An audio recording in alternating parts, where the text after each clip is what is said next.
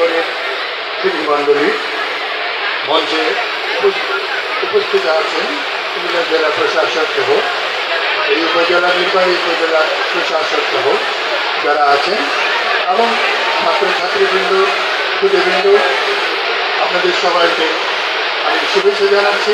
আসসালামু আলাইকুম। আপনাদের উপরে এমনিতেই রহমত বর্ষিত হচ্ছে, আমি আরও দোয়া করছি যেন আপনাদের উপরে আরও বেশি করে রহমত বর্ষিত হয়।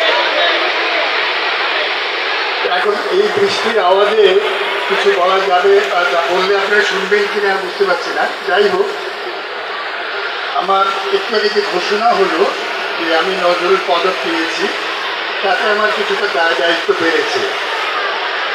এই বিষয়ে বলার উপরে আমার অধিকার হয়েছে।